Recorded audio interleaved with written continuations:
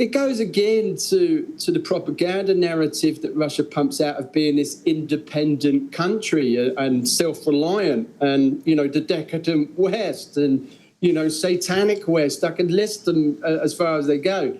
It's another embarrassment because, you know, it turns out that the Russian offensive is heavily reliant on Starlink, which is Western tech. You know, it's bizarre. And so it's just another embarrassment to a Russian military who claim to be the second most powerful in the world and who would take, you know, Kiev in 3 days.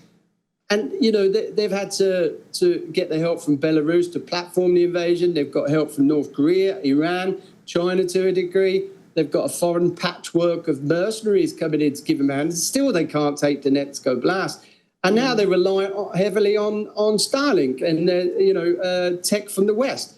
So, you know, it's deeply embarrassing for a Russian military who spent years and years and years slagging off the West and, you know, totally with their propaganda portraying this mighty Russia when essentially they're, you know, running operations used in Western tech. So, yeah, I mean, I've seen the reports, but the propaganda essentially is turning anyway. I mean, what you're seeing is a lot of homegrown mill bloggers who are now turning on you know, the leadership, criticising the leadership. Even last week, a politician was criticising the leadership about the SMO and how badly it's been run, who then promptly ended up in being charged for speaking against the military. So, you know, this is where Russia's at the moment. When you start enforcing those sorts of rules at home, then it's fear. And Putin is clearly showing fear because of what's happening, which means his propaganda is going to be working overtime. And he's going to have to repress people more at home to keep people in order. This is where you start to see regimes like Putin, autocratic regimes and dictatorships, go very brittle now because, you know, all those lies and the propaganda. This is a country that spends more on propaganda than it does healthcare. So that should tell you everything. You know, when you're trying to you manipulate and set the narrative above health at home, then essentially you can see why that's now sort of crumbling to a degree and why, you know, Russian mill bloggers are turning against the leadership because they're just fed up with needless lives like, you know, being lost in a special military operation that's now, you know, encompassed 1.2 million Russian casualties and millions of, you know, people affected now by this war on both sides on the border. You know, Belgorod getting blackouts, Moscow hitting blackouts now, and you know, the price of oil has now gone up in Russia because Ukraine successfully hit all the oil refineries. What Russia's doing is recycling old sort of Kremlin Soviet playbooks now, hitting the power infrastructure of Ukraine. They essentially has had more success this year, but, you know, hasn't worked last winter or the winter before that.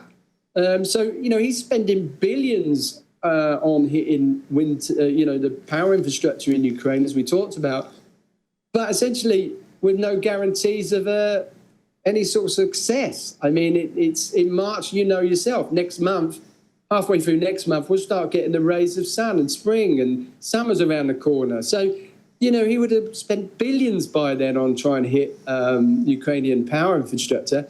For what? You know, it's not changed very much. People are more resilient now. The will to fight is still there. It hasn't changed very much. And it's not going to really get a breakthrough for the Russians at all. So, you know, he's just burning money, essentially, on a recycled plan with no new ideas. So you can see why Russian propaganda is getting, and Russian criticism of the leadership is growing. And I don't know about your opinion about that, but you know what's interesting? That also Russian propaganda has recently tried to sound more positive about the United States leadership, praising certain figures and narratives. They were saying, Dedushka Trump, Granny Trump. And yet, at the same time, Elon Musk's decisions restrict Russian access to Starlink. I mean, what is your take on that? My take is Trump's got midterms. Trump wants this done, I read, by June. I don't think he gives a flying meep for Ukrainians. I think he literally wants to get this for his midterm. He needs to win as much as Putin, I said to someone today. His polls are dropping. His public support across Europe is certainly plummeting.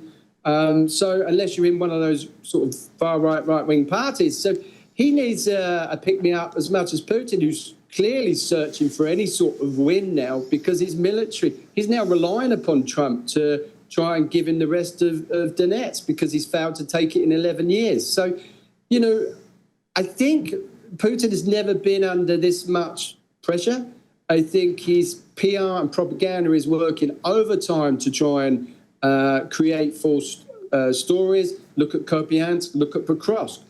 Putin himself said, invited journalists to come and see Pokrovsk and witnessed the encirclement and the downfall of the city. Yet, several months later, it's still there, still fighting. Hasn't moved very far, meters gained. Ukrainians are still, in the fight there. So, Kupiansk was just another embarrassment for the regime, the Putin. So, with Zelenskyy visited. So, it's inevitable this is going to change. Things are going to change. And I think Putin is really on his last legs with the propaganda now and trying to get something from Trump, because if the lines freeze where they are, Putin's going to take home a loss. I mean, he's not going to have captured anywhere near where he said he was going to capture. He was going to go after Kiev 3 days.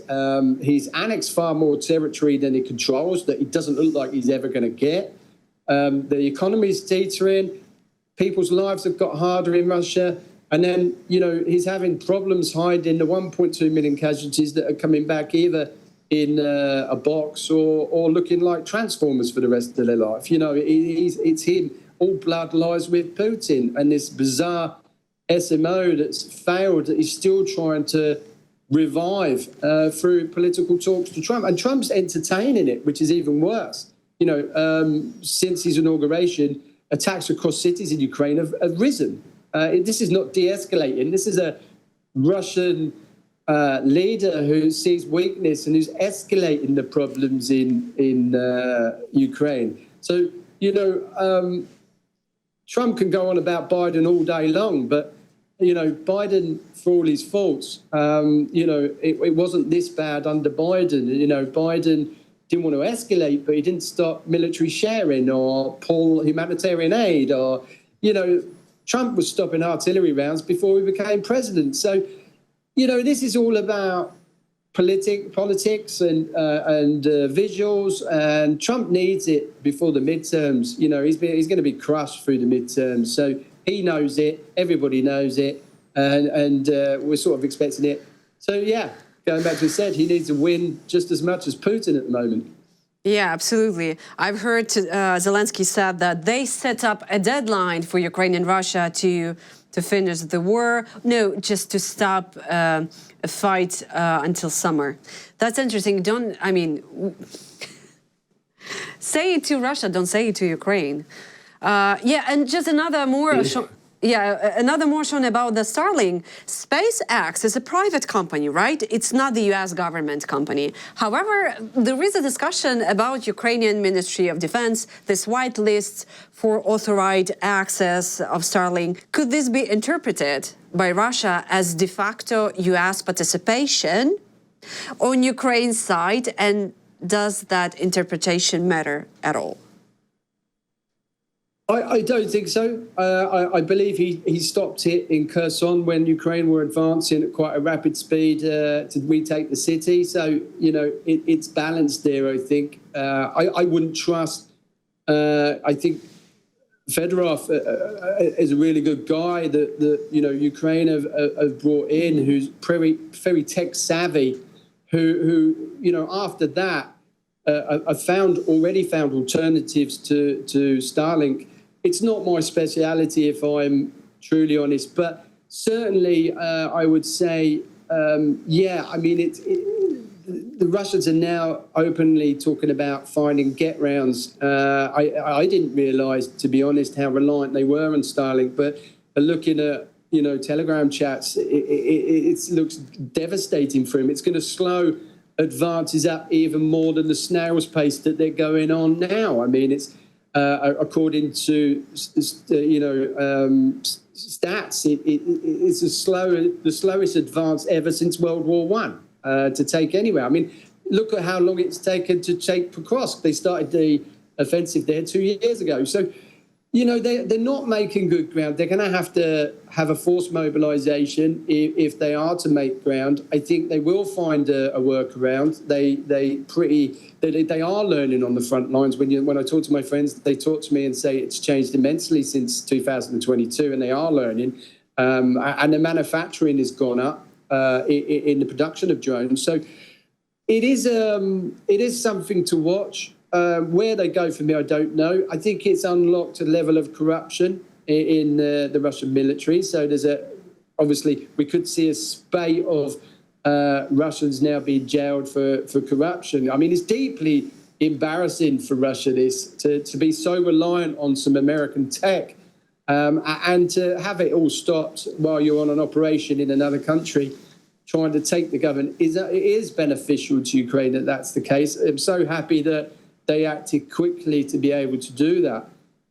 But yeah, I mean, it's a watch this space moment. I mean, this war is evolving every 2 or 3 months into another catastrophe for Russia. I'm always the assumption that the longer this war goes on, the more Ukraine stands to benefit and probably more likely to win because of Ukraine have been absolutely amazing at exploiting every Russian weakness for the world to see, through long-range drones into Russia, ballistics into Russia, hitting Russian, oil refineries, to, taking out 35% of the Black Sea fleet, enough to get them to move from the Black Sea with, out a conventional navy. So this is a remarkable war to watch from the outside in and see how it, it's changing modern warfare. And, these other fronts that are sort of materializing,